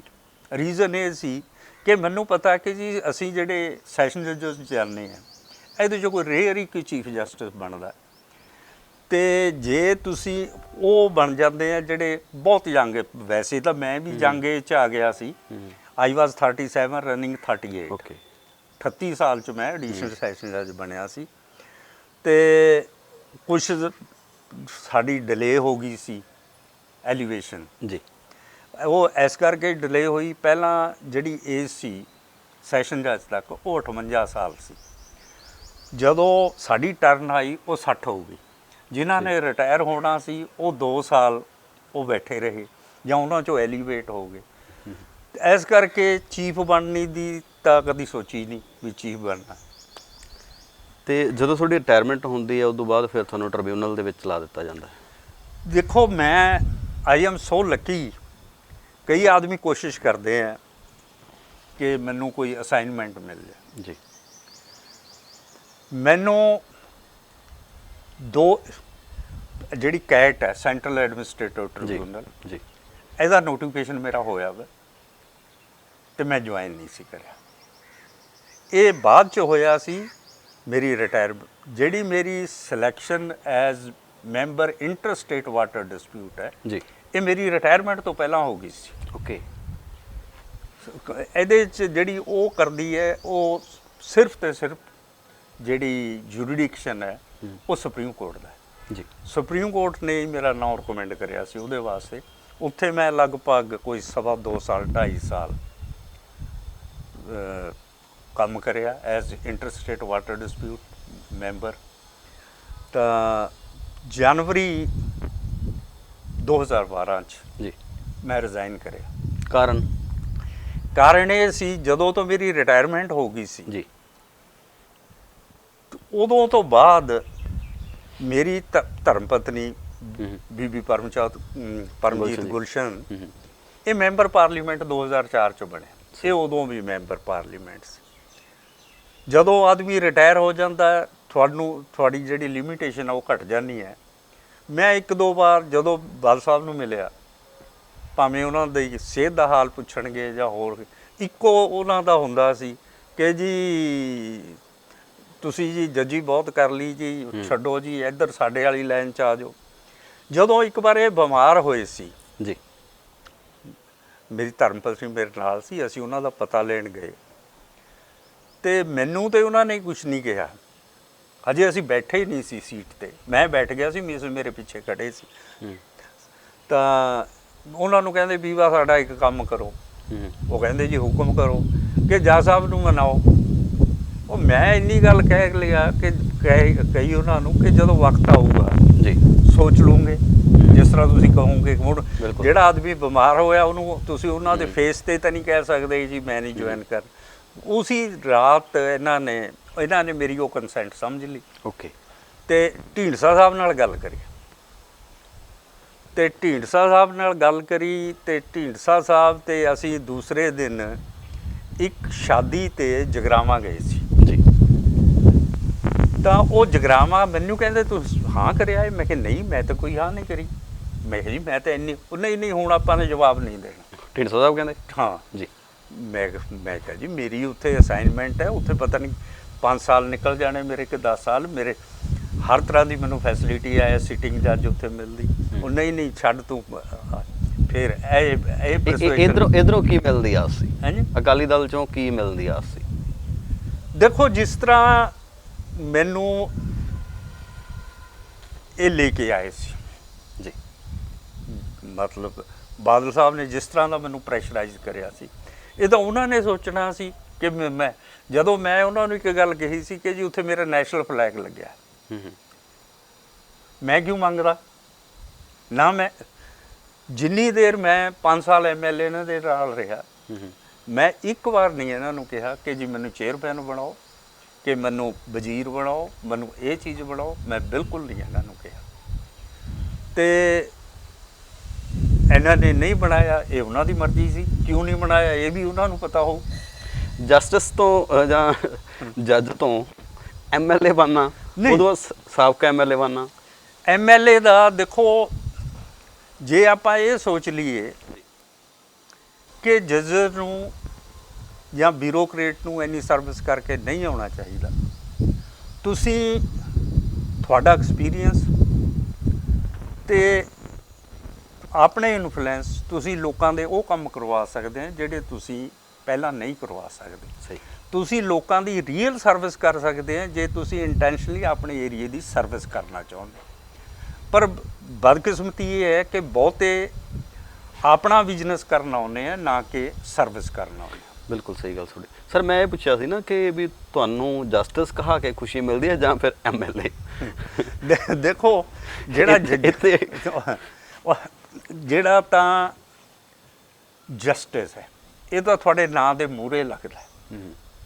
ਜਸਟਿਸ ਲਾ ਕੇ ਨਿਰਮਲ ਭਾਵੇਂ ਪਿੱਛੇ ਬ੍ਰੈਕਟਾਂ ਦੇ ਵਿੱਚ ਉੱਥੇ ਤੁਸੀਂ ਲਿਖੋਗੇ ਨਿਰਮਲ ਸਿੰਘ XMLA। ਹੁਣ ਤੁਸੀਂ ਉਹ ਇਹਦਾ ਡਿਫਰੈਂਸ਼ੀਏਟ ਕਰ ਲਓ ਵੀ ਕਿਹੜਾ ਬੈਟਰ ਹੈ। 5 ਸਾਲ ਅਕਾਲੀ ਦਲ ਦੇ ਵਿੱਚ ਤੁਸੀਂ ਬਤੌਰ ਵਿਧਾਇਕ ਕੰਮ ਕੀਤਾ, ਕਿਹੋ ਜਿਹੀ ਡਿਵੈਲਪਮੈਂਟ ਆਪਦੇ ਇਲਾਕੇ 'ਚ ਕਰਵਾ ਸਕੇ? ਖੁਸ਼ ਨੇ ਲੋਕ? ਦੇਖੋ, ਡਿਵੈਲਪਮੈਂਟ ਦਾ ਜਿੱਥੇ ਤੱਕ ਸੰਬੰਧ ਹੈ, ਤੁਸੀਂ ਤਾਂ ਰਿਪੋਰਟਰ ਹੈ ਜੀ, ਤੁਸੀਂ ਖਮਾਣੋ ਜਾਂ ਬਸੀ ਪਠਾਣਾ 'ਚ ਪਬਲਿਕ ਨੂੰ ਜਾ ਕੇ ਉਹਨਾਂ ਦੀ ਇੰਟਰਵਿਊ ਕਰ ਸਕਦੇ ਆ, ਪੁੱਛ ਸਕਦੇ ਆ ਕਿ ਵੀ ਮੈਂ ਉਹਨਾਂ ਵਾਸਤੇ ਕੀ ਕਰਿਆ। ਉੱਥੇ ਇੱਕ ਗਵਰਨਮੈਂਟ ਦੀ ਲੈਂਡ ਸੀ, ਜਦੋਂ ਮੈਂ 12 'ਚ ਮੇਰੇ ਨੋਟਿਸ 'ਚ ਆਇਆ ਕਿ ਗਵਰਨਮੈਂਟ ਦੀ ਲੈਂਡ ਹੈ ਤੇ ਇੱਥੇ ਅਪਰੂਵ ਹੋਇਆ ਵਾ ਕੰਪਲੈਕਸ ਬਣਾਉਣ ਜੀ, ਐਡਮਿਨਿਸਟ੍ਰੇਟਿਵ ਕੰਪਲੈਕਸ, ਪਰ ਉਹ ਲੋਕ ਜ਼ਮੀਨ ਨਹੀਂ ਛੱਡਦੇ। ਮੈਂ ਕੋਸ਼ਿਸ਼ ਕਰੀ, ਐਡਮਿਨਿਸਟ੍ਰੇਸ਼ਨ ਨੂੰ ਇੰਪ੍ਰੈਸ ਅਪਾਨ ਕਰਨ ਦੀ ਕੋਸ਼ਿਸ਼ ਕਰੀ ਕਿ ਲੈਂਡ ਵਕੇਟ ਕਰਕੇ ਇੱਥੇ ਐਡਮਿਨਿਸਟ੍ਰੇਟਿਵ ਕੰਪਲੈਕਸ ਬਣਾਏ। ਇੱਕ ਸਾਡਾ ਲੀਡਰ ਬਹੁਤ ਵੱਡਾ ਜੀ ਮੈਨੂੰ ਕਹਿੰਦਾ ਕਿ ਜੱਜ ਸਾਹਿਬ, ਤੁਸੀਂ ਇਹਨਾਂ ਦੀ ਜ਼ਮੀਨ ਛਡਾਈ ਜਾਂਦੇ ਆ ਤੇ ਤੁਸੀਂ ਦੁਬਾਰਾ ਇਲੈਕਸ਼ਨ ਨਹੀਂ ਲੜਨਾ। ਮੈਂ ਕਿਹਾ ਮੈਨੂੰ ਇਲੈਕਸ਼ਨ ਲੜਨ ਤੱਕ ਮਕਸਦ ਨਹੀਂ ਹੈ। ਮੈਨੂੰ ਜੇ ਇਹ 10 ਨਾਰਾਜ਼ ਹੋਣੇ ਹੈ ਤੇ 2000 ਮੇਰੇ ਨਾਲ ਖੁਸ਼ ਵੀ ਹੋਣਗੇ। ਸਹੀ। ਅੱਜ ਉੱਥੇ ਐਡਮਿਨਿਸਟ੍ਰੇਟਿਵ ਕੰਪਲੈਕਸ ਬਣਿਆ ਹੋਇਆ, ਔਰ ਸਬ ਡਿਵੀਜ਼ਨ ਦਾ ਸਭ ਤੋਂ ਵੱਡਾ ਕੰਪਲੈਕਸ ਬਣਿਆ ਤੇ ਨਾਲ ਹੀ ਉਹਦੇ ਜੁਡੀਸ਼ੀਅਲ ਕੰਪਲੈਕਸ ਬਣ ਗਿਆ। ਉਸ ਜਗ੍ਹਾ 'ਤੇ ਅਸੀਂ ਲੈਂਡਮਾਰਕ ਵੀ ਕਰੀ ਹੋਈ ਹੈ ਕੁੜੀਆਂ ਦੇ ਕਾਲਜ ਵਾਸਤੇ। ਮੈਂ ਉਦੋਂ ਕੋਸ਼ਿਸ਼ ਕਰੀ ਸੀ ਕਿ ਸਾਡਾ ਕੁੜੀਆਂ ਦਾ ਕਾਲਜ ਬਣ ਜਾਏ। ਲੋਕਾਂ ਦੀ ਇੱਕ ਉੱਥੇ ਸਾਡੇ ਨਾ ਓਵਰ ਬ੍ਰਿਜ ਬਣਨਾ ਸੀ ਖਮਾਣੋ 'ਚ ਜੀ। ਮੈਨੂੰ ਉਹਦੇ ਵਾਸਤੇ 3-4 ਵਾਰ ਖਮਾਣੋ ਤੋਂ ਜਿਹੜੇ ਮੋਹਤਵਰ ਸੀ, MC ਸੀ ਜਾਂ ਹੋਰ ਸੀ, ਉਹਨਾਂ ਨੂੰ ਲੈ ਕੇ ਅਸੀਂ ਨੈਸ਼ਨਲ ਹਾਈਵੇ ਅਥਾਰਟੀ ਨੂੰ ਮਿਲ ਕੇ ਆਏ। ਇਹ ਮੇਰੀ ਖੁਸ਼ਕਿਸਮਤੀ ਕਹਿ ਦਿਓ ਜਾਂ ਹਲਕੇ ਦੀ ਖੁਸ਼ਕਿਸਮਤੀ ਕਹਿ ਦਿਓ, ਜਿਹੜਾ ਉੱਥੇ ਚੇਅਰਮੈਨ ਲੱਗਿਆ ਹੋਇਆ ਸੀ ਉਹ ਮੇਰੇ ਕਾਲਜ 'ਚ ਹੀ ਪੜ੍ਹੇ ਹੋਏ ਸੀ। ਉਹ ਆਂਧਰਾ ਕਾਡਰ ਦੇ IAS ਅਫਸਰ ਸੀ ਜੀ। ਸਤੀਸ਼ ਚੰਦਰਾ ਜੀ ਫਿਨਾਂਸ ਮੈਂਬਰ ਸੀ, ਜਿਹੜੇ IAS ਪੰਜਾਬ ਕਾਡਰ ਦੇ ਸੀ ਜੀ। ਅਸੀਂ ਇਹਨਾਂ ਦੋਨਾਂ ਨੂੰ ਰਿਕੁਐਸਟ ਕਰੀ ਕਿ ਜੀ ਸਾਡੀ ਇਹ ਰਿਕੁਐਸਟ ਹੈ, ਇੱਕ ਤਾਂ ਸਾਡੀਆਂ ਦੁਕਾਨਾਂ ਨਾ ਢਹਿਣ, ਇਹ ਜਿਹੜਾ ਓਵਰ ਬ੍ਰਿਜ ਹੈ ਇਹਨੂੰ ਮੱਡ ਵਾਲਾ ਨਾ ਬਣਾਓ, ਜਿਸ ਤਰ੍ਹਾਂ ਖੰਨੇ ਬਣਿਆ ਹੈ ਜੀ। ਉਹ ਸ਼ਹਿਰ ਦੋ ਪਾਸੇ ਡਿਵਾਈਡ ਹੋ ਗਿਆ। ਸਹੀ। ਹੁਣ ਉਹ ਜਿਹੜਾ ਤੁਸੀਂ ਕਿਹਾ ਪਿੱਲਰ ਦੇ ਉੱਤੇ ਹੋਵੇ, ਉਹ ਦੂਸਰਾ ਪਿੱਲਰ ਆ, ਇਹ ਪਿੱਲਰਾਂ ਤੇ ਬਣਾਇਆ ਗਿਆ। ਇਸ ਕਰਕੇ ਲੋਕ ਉਸ ਗੱਲ ਦੇ ਮਸ਼ਕੂਰ ਵੀ ਹੈ। ਮੈਂ ਵੀ ਉਹਨਾਂ ਦਾ ਧੰਨਵਾਦ ਕਰਦਾ ਲੋਕਾਂ ਦਾ। ਗੁਲਸ਼ਨ ਪਰਿਵਾਰ ਦੇ ਵੀ ਪਿੱਲਰ ਬੜੇ ਮਜ਼ਬੂਤ ਨੇ, ਕਿਉਂਕਿ ਸਰਦਾਰ ਧੰਨਾ ਸਿੰਘ ਗੁਲਸ਼ਨ ਹੋ ਰਹੇ ਸ਼੍ਰੋਮਣੀ ਅਕਾਲੀ ਦਲ ਦੇ ਵਿੱਚ ਵੱਡੇ ਆਗੂਆਂ ਦੇ ਵਿੱਚ ਸੀ। ਕਾਫੀ ਰੁਤਬੇ ਜਿਹੜੇ ਉਹਨਾਂ ਨੇ ਹਾਸਲ ਕੀਤੇ ਬਤੌਰ ਇੱਕ ਮੈਂਬਰ, ਜਾਂ ਆਪਾਂ ਇਹ ਕਹਿ ਲਈਏ ਕਿ ਅਕਾਲੀ ਦਲ ਦੀ ਟਿਕਟ ਦੇ ਉੱਤੇ। ਤੁਹਾਡੇ ਮਿਸਿਸ ਮੈਡਮ ਗੁਲਸ਼ਨ ਹੋ ਰਹੇ ਆ ਜਿਹੜੇ, ਉਹਨਾਂ ਨੂੰ ਵੀ 2 ਵਾਰ 3 ਵਾਰ ਚਲੋ ਚਾਂਸ ਮਿਲੇ, 2 ਵਾਰ ਉਹ ਸਕਸੈਸ ਵੀ ਹੋਏ। ਤੁਸੀਂ ਵੀ ਆਏ, ਫਿਰ ਅਕਾਲੀ ਦਲ ਛੱਡਣ ਦਾ ਕਾਰਨ ਕੀ ਰਿਹਾ? ਅਕਾਲੀ ਦਲ ਛੱਡਣ ਦੇ ਕਈ ਕਾਰਨ ਬਣੇ। ਦੱਸ ਦਿਓ ਕੁਛ ਕੁ। ਜਦੋਂ ਤੱਕ ਬਾਲ ਸਾਹਿਬ ਰਹੇ ਉਦੋਂ ਤੱਕ ਸਾਰਾ ਸਿਸਟਮ, ਜਿਸ ਤਰ੍ਹਾਂ ਮੈਂ ਤੁਹਾਨੂੰ ਕਿਹਾ ਕਿ ਬਾਲ ਸਾਹਿਬ ਨੇ ਮੈਨੂੰ ਉੱਥੋਂ ਲਿਆਂਦਾ, ਪਰਸਿਊ ਕਰਕੇ ਲਿਆਂਦਾ, ਭਾਵੇਂ ਆਈ ਵਾਜ਼ ਨਾਟ ਵਿਲਿੰਗ, ਮੈਂ ਨਹੀਂ ਸੀ ਚਾਹੁੰਦਾ, ਲਿਆਂਦਾ। ਫਿਰ ਇਹਨਾਂ ਨੇ ਮੈਨੂੰ ਕੋਈ ਮਤਲਬ ਜਿਹਨੂੰ ਆਪਾਂ ਕਹਿ ਸਕਦੇ ਹਾਂ ਆਮ ਕਿ ਜੀ ਵਜ਼ੀਰ ਨਹੀਂ ਬਣਾਇਆ, ਸਪੀਕਰ ਨਹੀਂ ਬਣਾਇਆ, ਨਹੀਂ ਬਣਾਇਆ, ਉਹ ਵੀ ਮੇਰੇ ਮਨ 'ਚ ਨਹੀਂ ਸੀ। ਪਰ ਜਦੋਂ ਤੋਂ ਸਰਦਾਰ ਸੁਖਬੀਰ ਸਿੰਘ ਆ ਗਏ, ਆਦਮੀ ਨੂੰ ਕੀ ਚਾਹੀਦੀ ਹੈ, ਜਿਸ ਸਟੇਟਸ 'ਤੇ ਅਸੀਂ ਆਏ ਹਾਂ, ਸਹੀ, ਮਿਸਿਸ ਵੀ ਮੇਰੇ ਆਏ ਹਨ ਚਾਹੀਏ, ਅਸੀਂ ਇਹ ਤਾਂ ਮਨ 'ਚ ਨਹੀਂ ਕਿ ਜੀ MLA ਬਣ ਕੇ ਜੀ MP ਬਣਨਾ, ਉਹ ਸਟੇਟਸ ਤਾਂ ਅਸੀਂ ਆਲਰੇਡੀ ਇੰਜੋਏ ਕਰ ਚੁੱਕੇ ਹਾਂ, ਲੋਕਾਂ ਦੀ ਸੇਵਾ ਕਰ। ਜੇ ਤੁਹਾਨੂੰ ਸੈਲਫ ਰਿਸਪੈਕਟ ਨਹੀਂ ਮਿਲਣੀ, ਉਦੋਂ ਜਦੋਂ ਸੈਲਫ ਰਿਸਪੈਕਟ ਨਹੀਂ ਮਿਲਦੀ, ਉਦੋਂ ਤੁਸੀਂ ਛੱਡ ਜਾਂਦੇ। ਤੁਹਾਡਾ ਦੋਸਤ ਹੋਏ, ਪਰਿਵਾਰ ਹੋਏ, ਪਰਿਵਾਰ 'ਚ ਵੀ ਲੋਕ ਛੱਡ ਜਾਂਦੇ। ਦੈਟ ਵਾਜ਼ ਦੀ ਮੇਨ ਕਾਜ਼ ਕਿ ਇਹਨਾਂ ਨੇ ਇੱਕੋ ਮਨ ਬਣਾ ਲਿਆ। ਇਹਨਾਂ ਦੇ ਆਲੇ ਦੁਆਲੇ ਕੁਛ ਆਦਮੀ ਹੈ ਸਰਦਾਰ ਸੁਖਬੀਰ ਸਿੰਘ ਦੇ, ਉਹਨਾਂ ਦੀ ਉਹ ਗੱਲ, ਉਹਨਾਂ ਨੂੰ ਹੀ ਟਾਈਮ ਦੇਣਾ, ਉਹ ਸਾਰਾ ਚੱਲਦਾ ਰਿਹਾ। ਇਹ ਕਾਰਨ, ਮੇਨ ਕਾਰਨ ਇਹ ਸੀ ਕਿ ਇਹਨਾਂ ਨੇ ਸੈਲਫ ਰਿਸਪੈਕਟ ਜਿਹੜੀ ਹੈ, ਜਿਹੜੀ ਬਾਲ ਸਾਹਿਬ ਕੋਲੋਂ ਸੈਲਫ ਰਿਸਪੈਕਟ ਮਿਲਦੀ ਸੀ, ਉਹ ਛੱਡਤੀ ਸੀ। ਹੁਣ ਤੁਸੀਂ ਸ਼੍ਰੋਮਣੀ ਅਕਾਲੀ ਦਲ ਦਾ ਇੱਕ ਜਿਹੜਾ ਨਵਾਂ ਧੜਾ ਬਣਿਆ ਢੀਂਡਸਾ ਸਾਹਿਬ ਦੇ ਨਾਲ, ਉਹਨਾਂ ਦੇ ਨਾਲੋਂ ਹੁਣ ਸਰਗਰਮੀਆਂ ਕਿਹੋ ਜਿਹੀਆਂ, ਕੀ ਉਮੀਦਾਂ ਲੈ ਕੇ ਚੱਲੇ ਹੋ? ਦੇਖੋ, ਸਰਗਰਮੀਆਂ ਤਾਂ ਸਾਡੀ ਪਾਰਟੀ ਦੀਆਂ ਹੈਗੀਆਂ ਪੂਰੀਆਂ, ਪਰ ਸਾਡੀ ਜਿਹੜੀ ਆਰਗੇਨਾਈਜੇਸ਼ਨ ਹੈ, ਅਸੀਂ ਲੱਗੇ ਹੋਏ ਹੈ ਕਿ ਕਿੰਨੀ ਜਲਦੀ ਅਸੀਂ ਆਰਗੇਨਾਈਜੇਸ਼ਨ ਕਰ ਲੈ। ਨਵੀਂ ਪਾਰਟੀ ਹੈ, ਕੋਸ਼ਿਸ਼ 'ਚ ਹੈ, ਅਤੇ we will give a good fight. And ਇਹ ਵੀ ਨਹੀਂ ਹੋ ਸਕਦਾ ਕਿ ਅਸੀਂ, ਸਾਡੀ ਰਿਪਰੈਜ਼ੈਂਟੇਸ਼ਨ ਨਾ ਹੋਏ, ਅਸੈਂਬਲੀ ਸਾਡੀ ਰਿਪਰੈਜ਼ੈਂਟੇਸ਼ਨ ਵੀ ਹੋਊਗੀ। ਮੁਕਾਬਲਾ ਕਿਹਦੇ ਨਾਲ ਹੋਊਗਾ ਸਰ? ਦੇਖੋ ਹਾਲੇ ਤਾਂ ਸਿਨੈਰੀਓ ਬੜਾ ਉਲਝਿਆ ਹੋਇਆ, ਹਜੇ ਤਾਂ ਸਿਨੈਰੀਓ ਇਹ ਹੈ, ਇੱਕ ਪਾਸੇ ਕਾਂਗਰਸ ਹੈ, ਇੱਕ ਪਾਸੇ ਬਾਦਲ ਅਕਾਲੀ ਦਲ ਹੈ, ਤੇ ਦੂਸਰੇ ਪਾਸੇ ਆਮ ਆਦਮੀ ਪਾਰਟੀ ਹੈ। ਹੁਣ ਬਾਦਲ ਅਕਾਲੀ ਦਲ ਦਾ BSP ਨਾਲ ਸਮਝੌਤਾ ਹੋ ਗਿਆ, ਆਮ ਆਦਮੀ ਪਾਰਟੀ ਦਾ ਕਿਹਦੇ ਨਾਲ ਸਮਝੌਤਾ ਹੁੰਦਾ? ਨਵਜੋਤ ਸਿੰਘ ਸਿੱਧੂ ਚੰਗੇ ਬੁਲਾਰੇ ਹੈ, ਚੰਗੇ ਲੀਡਰ ਹੈ, ਉਹਨਾਂ ਦਾ ਕੀ ਰੋਲ ਆਉਂਦਾ ਹੈ? ਉਹ ਕਾਂਗਰਸ 'ਚ ਰਹਿੰਦੇ ਹੈ, ਬਾਹਰ ਆਉਂਦੇ। ਇਹ ਸਿਨਾਰੀਓ ਇਸ ਸਟੇਜ 'ਤੇ ਕੁਛ ਨਹੀਂ ਕਿਹਾ ਜਾ ਸਕਦਾ ਕਿ ਕੀ ਹੈ, ਹਜੇ ਤਾਂ ਤਾਣੀ ਉਲਝੀ ਵੀ ਕਹਿ ਸਕਦੇ ਹਾਂ। ਸਰ ਤੁਹਾਡੀਆਂ ਨਜ਼ਰਾਂ 'ਚ ਪੋਲੀਟੀਕਲ ਜਿਹੜਾ ਲਾਈਫ ਸਟਾਈਲ ਆ ਉਹ ਕਿਹੋ ਜਿਹਾ? ਦੇਖੋ, ਪੋਲੀਟੀਕਲ ਲਾਈਫ ਸਟਾਈਲ ਤਾਂ ਜੇ ਤੁਸੀਂ ਇਸ ਲਾਈਨ 'ਚ ਆਉਣਾ ਹੈ, ਤੁਹਾਨੂੰ ਆਮ ਲੋਕਾਂ ਦੀ ਤਰ੍ਹਾਂ ਰਹਿਣਾ ਪਊਗਾ, ਆਮ ਲੋਕਾਂ 'ਚ ਵਿਚਰਨਾ ਪਊਗਾ, ਤਾਂ ਹੀ ਲੋਕ ਤੁਹਾਡੀ ਰਿਸਪੈਕਟ ਕਰਦੇ ਆ। ਅਦਰਵਾਈਜ਼ ਤੁਹਾਡੀ ਰਿਸਪੈਕਟ ਲੋਕ ਛੱਡ ਜਾਣਗੇ। ਜੇ ਤੁਸੀਂ ਆਪਣੇ ਆਪ ਨੂੰ ਬਹੁਤ ਵੱਡੇ ਸਮਝਣ ਲੱਗ ਜਾਓ, ਤੁਸੀਂ MLA ਬਣ ਗਏ, ਵਜ਼ੀਰ ਬਣ ਗਏ, MP ਬਣ ਗਏ, ਜੇ ਤੁਸੀਂ ਛੱਡ ਜਾਓਗੇ ਤਾਂ ਲੋਕ ਤੁਹਾਨੂੰ ਛੱਡ ਜਾਣਗੇ। ਸਰ ਸਰਵਾਈਵ ਕਰਨ ਦੇ ਵਾਸਤੇ ਕੀ ਕੀ ਹੋਣਾ ਚਾਹੀਦਾ ਕਿਸੇ ਬੰਦੇ ਕੋਲ? ਤੁਸੀਂ ਜਿਹੜੇ ਪੱਧਰ ਤੋਂ ਉੱਠੇ ਹੋ ਔਰ ਜਿਹੜੇ ਮੁਕਾਮ ਤੇ ਪਹੁੰਚੇ, ਦੇਖੋ, ਜਿਸ ਮਾਹੌਲ 'ਚੋਂ ਅਸੀਂ ਉੱਠੇ ਹਾਂ, ਗਰੀਬੀ 'ਚੋਂ ਉੱਠੇ ਹਾਂ, ਸਭ ਤੋਂ ਵੱਡੀ ਤਾਂ ਇਹ ਹੈ ਕਿ ਤੁਸੀਂ ਵੱਧ ਤੋਂ ਵੱਧ ਟਰਾਈ ਕਰੋ ਕਿ ਐਜੂਕੇਸ਼ਨ, ਛੋਟੇ ਬਚਪਨ 'ਚ ਤੁਸੀਂ ਸਿੱਧੀ ਲਾਈਨ 'ਚ ਤੁਰੋ। ਉੱਧਰ ਆਧਰ ਕਾਲਜਾਂ 'ਚ ਜਾ ਕੇ ਤੁਸੀਂ ਉੱਧਰ ਆਧਰ ਘੁੰਮੀ ਜਾਂਦੇ ਆ, ਹੋਰ ਪਾਸੇ ਹੋ ਜਾਂਦੇ ਆ, ਉਹ ਛੱਡ ਕੇ ਸਿਰਫ ਤੇ ਸਿਰਫ ਐਜੂਕੇਸ਼ਨ।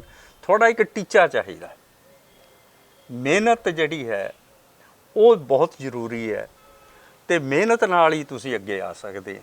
ਤੁਸੀਂ ਸਿਲੇਬਸ ਤੋਂ ਬਿਨਾਂ ਵੀ ਕੋਈ ਕਿਤਾਬਾਂ ਪੜ੍ਹਦੇ ਰਹੇ? ਮੈਂ ਸਿਲੇਬਸ ਤੋਂ ਬਿਨਾਂ ਕਿਤਾਬਾਂ ਪਹਿਲਾਂ ਵੀ ਪੜ੍ਹਦਾ, ਹੁਣ ਵੀ ਪੜ੍ਹਦਾ। ਹਾਂਜੀ, ਕੌਣ ਪਸੰਦ ਆ ਜ਼ਿਆਦਾ? ਮੈਂ ਦੇਖੋ, ਮੈਂ ਨਾ ਪਸੰਦ ਜਾਂ ਨਾ ਪਸੰਦ ਵਾਲੀ ਗੱਲ ਨਹੀਂ, ਮੈਂ ਪੜ੍ਹਦਾ ਹਿਸਟਰੀ ਬੁੱਕਸ। ਹੁਣ ਹੀ ਮੈਂ ਕਰੋਨਾ 'ਚ ਜੀ, ਗਰੇਵਾਲ ਪੰਜਾਬੀ ਯੂਨੀਵਰਸਿਟੀ ਦੇ ਪ੍ਰੋਫੈਸਰ ਸੀ, ਉਹਨਾਂ ਨੇ ਇੱਕ ਬੁੱਕ ਲਿਖੀ ਹੈ ਮਹਾਰਾਜਾ ਰਣਜੀਤ ਸਿੰਘ ਦੀ ਜੀ, ਲੇਟੈਸਟ ਬੁੱਕ ਹੈ ਉਹਨਾਂ ਦੀ, ਉਹ ਮੈਂ ਮੰਗਾ ਕੇ ਐਮਾਜ਼ੋਨ ਤੋਂ, ਉਹ ਅੱਜ ਕੱਲ੍ਹ ਪੜ੍ਹ ਰਿਹਾ। ਹੁਣ ਜ਼ਿੰਦਗੀ ਗੁਲਸ਼ਨ ਗੁਲਸ਼ਨ ਹੈ ਜੀ? ਹਾਂਜੀ, ਜ਼ਿੰਦਗੀ ਗੁਲਸ਼ਨ ਗੁਲਸ਼ਨ, ਵਧੀਆ ਵਧੀਆ, ਵੀ ਆਰ ਇੰਜੋਇੰਗ ਲਾਈਫ। ਸਹੀ। ਤੇ ਬੱਚੇ ਦੇ ਬਾਰੇ ਥੋੜ੍ਹਾ ਦੱਸੀਏ ਜੀ, ਕਿਉਂਕਿ ਬਹੁਤ ਸਾਰੇ ਰਾਜਨੀਤਿਕ ਲੋਕਾਂ ਦੀ ਜ਼ਿੰਦਗੀ ਦੇ ਨਾਲ ਜਿਹੜਾ ਬੱਚਿਆਂ ਦਾ ਹੁੰਦਾ, ਉਹ ਰਾਜਨੀਤੀ 'ਚ ਹੈ ਇੰਟਰਸਟਡ? ਮੇਰੇ ਨਹੀਂ, ਬੱਚਿਆਂ 'ਚ ਕੋਈ ਇਸ ਸਟੇਜ ਤੇ ਤਾਂ ਕੋਈ ਇੰਟਰਸਟਡ ਨਹੀਂ। ਮੇਰੇ ਦੋ ਬੇਟੀਆਂ, ਜੀ ਵੱਡੀ ਬੇਟੀ ਡਾਕਟਰ ਹੈ, ਪਰ ਉਹ ਡਾਕਟਰ ਨਹੀਂ, ਉਹ PCS ਅਲਾਈਡ 'ਚ ਹੈ। ਉਹ ਇਸ ਟਾਈਮ ਰੋਪੜ 'ਚ ਐਜ਼ ETO ਸਰਵ ਕਰ ਰਹੀ ਹੈ। ਓਕੇ। ਤੇ ਛੋਟੀ ਬੇਟੀ ਮੇਰੀ ਵਕੀਲ ਹੈ। ਪਹਿਲਾਂ ਉਹ ਹਾਈ ਕੋਰਟ 'ਚ ਅਸਿਸਟੈਂਟ ਐਡਵੋਕੇਟ ਜਨਰਲ ਰਹੇ, ਤੇ ਪਿੱਛੇ she was blessed with baby, male baby, ਕੋਈ 4 ਸਾਲ ਦਾ ਹੋ ਗਿਆ। ਓਕੇ। ਉਦੋਂ ਤੋਂ ਬਾਅਦ ਉਹ ਕੋਰਟ ਨਹੀਂ ਗਏ। ਸਨ ਇਨ ਲਾ ਮੇਰੇ ਦੋਨੇ ਵੈਲ ਸੈਟਲਡ ਹੈ। ਇੱਕ ਹਰਿਆਣੇ 'ਚ HCS ਐਗਜ਼ੈਕਟਿਵ 'ਚ ਹੈ, ਜੀ ਤੇ ਦੂਸਰਾ ਡਾਕਟਰ ਹੈ। ਉਹ ਵੀ ਪਹਿਲਾਂ ਲੇਬਰ ਡਿਪਾਰਟਮੈਂਟ 'ਚ ਡਿਪਟੀ ਡਾਇਰੈਕਟਰ ਸੀ, ਅੱਜ ਕੱਲ੍ਹ ਉਹ ਜਿਹੜੀ ਹੈਲਥ ਕਾਰਪੋਰੇਸ਼ਨ ਹੈ ਉਹਦੇ 'ਚ ਹੈ। ਜੀ ਬਹੁਤ ਮਿਹਰਬਾਨੀ ਸਰ। ਕੁਛ ਨਾ ਕੁਛ Thank you ਉਹ ਜੀ। ਜ਼ਿੰਦਗੀ ਦੇ ਸੱਚ ਦੱਸੇ ਜਿਹੜੇ ਸ਼ਾਇਦ ਲੋਕਾਂ ਦੇ ਸਾਹਮਣੇ ਨਾ ਆਏ ਹੋਣ। ਨਹੀਂ ਨਹੀਂ, ਕੋਸ਼ਿਸ਼ ਤੇ ਕਰੀ ਹੈ ਵੀ ਜੋ ਤੁਸੀਂ ਪੁੱਛਿਆ ਹੈ ਤੇ ਉਹ ਦੱਸਣ ਦੀ ਕੋਸ਼ਿਸ਼ ਕਰੀ ਹੈ। ਮਿਹਰਬਾਨੀ ਸਰ। ਥੈਂਕ ਯੂ ਜੀ। ਮੁਲਾਕਾਤ ਸੀ ਸਰਦਾਰ ਨਿਰਮਲ ਸਿੰਘ ਹੋਰਾਂ ਨਾਲ, ਕਿਉਂਕਿ ਇਹ ਧੰਨਾ ਸਿੰਘ ਗੁਲਸ਼ਨ ਹੋਰਾਂ ਦੇ ਜਮਾਈ ਨੇ, ਪਰਮਜੀਤ ਕੌਰ ਗੁਲਸ਼ਨ ਹੋਰਾਂ ਦੇ ਪਤੀ ਦੇਵ ਨੇ। ਜਸਟਿਸ ਰਹੇ ਨੇ, ਗੱਲਾਂ ਤੁਸੀਂ ਸੁਣੀ ਲਈਆਂ। ਵਿਧਾਇਕ ਰਹੇ ਨੇ, ਉਹ ਕੰਮ ਇਲਾਕੇ ਦੇ ਲੋਕ ਜਾਣਦੇ ਹੋਣਗੇ। ਅੱਗੇ ਕੀ ਹੋਣਗੇ ਉਹ ਲੋਕ ਜਾਣਨਗੇ। ਪਰ ਹੁਣ ਤੱਕ ਦਾ ਜਿਹੜਾ ਸਫ਼ਰ ਹੈ ਇਹਨਾਂ ਦਾ, ਉਹ ਅਸੀਂ ਤੁਹਾਡੇ ਨਾਲ ਸਾਂਝਾ ਕਰਨ ਦਾ ਯਤਨ ਕੀਤਾ। ਉਮੀਦ ਹੈ ਤੁਹਾਨੂੰ ਇਹਨਾਂ ਦੀਆਂ ਜ਼ਿੰਦਗੀ ਦੀਆਂ ਪ੍ਰਾਪਤੀਆਂ ਤੇ ਸੰਘਰਸ਼ ਜ਼ਰੂਰ ਪਸੰਦ ਆਊਗਾ ਤੇ ਕੋਈ ਨਾ ਕੋਈ ਮੋਟੀਵੇਟ ਜ਼ਰੂਰ ਹੋਊਗਾ।